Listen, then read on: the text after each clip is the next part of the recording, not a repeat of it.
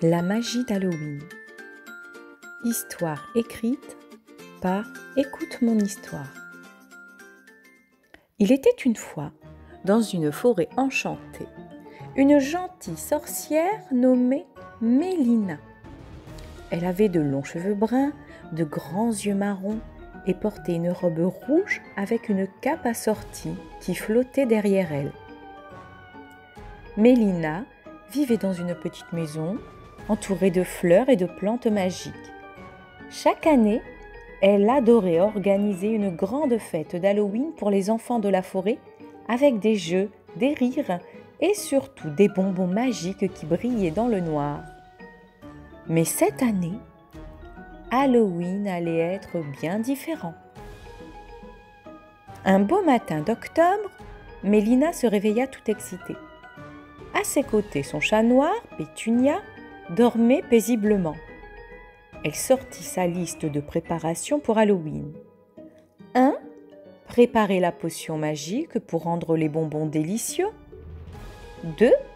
Décorer les arbres de la forêt avec des citrouilles et des lanternes. 3. Répartir les bonbons pour tous les enfants. Elle passa la matinée à décorer la forêt. Elle accrocha des lanternes aux arbres, plaça des citrouilles lumineuses autour de la clairière et ajouta de la poudre d'étoiles pour que tout scintille. Tout était presque prêt, sauf les bonbons. Mélina entra dans son placard secret, là où elle rangeait tous les bonbons pour la fête. Mais lorsqu'elle ouvrit la porte, elle eut un choc.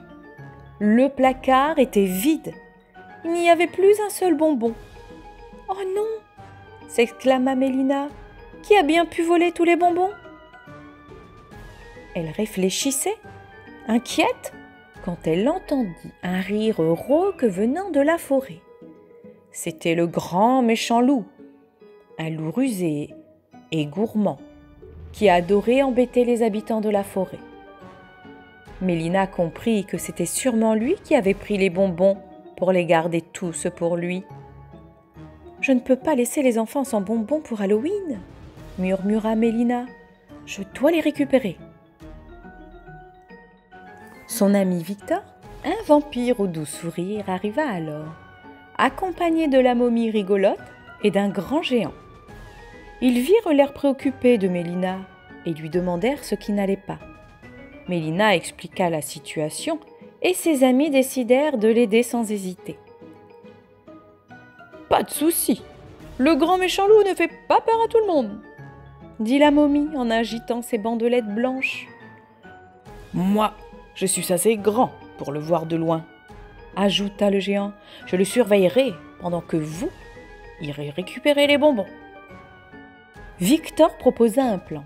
« Je vais voler au-dessus de la forêt avec mes amis chauves-souris pour repérer le loup et sa cachette. » Ils partirent tous ensemble à la recherche du grand méchant loup. Victor s'élança dans le ciel avec ses chauves-souris qui fouillaient la forêt.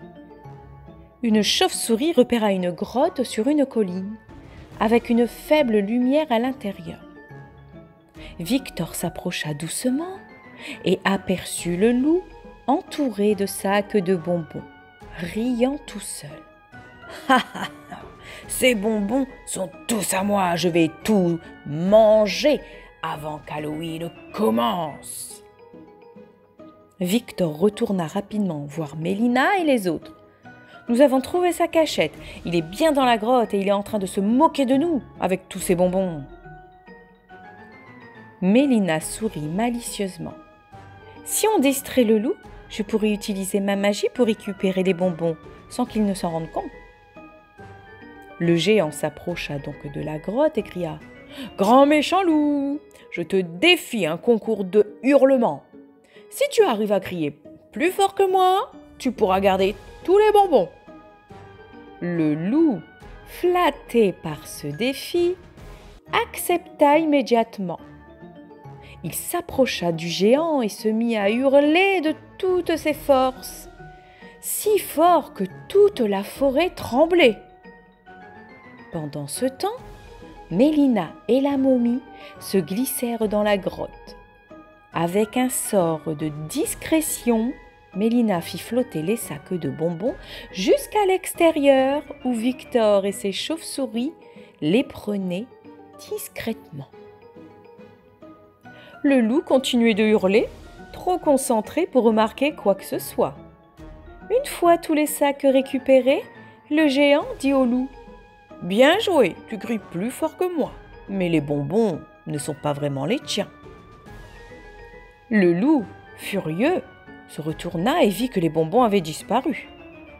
Avant qu'il ne puisse dire un mot, Mélina lança un sort pour le figer sur place. Elle s'approcha de lui calmement et dit : « Ces bonbons sont pour la fête des enfants. Si tu veux en avoir, tu devras demander poliment. » Le loup, un peu penaud, baissa la tête et s'enfuit dans la forêt, se promettant d'être moins gourmand à l'avenir.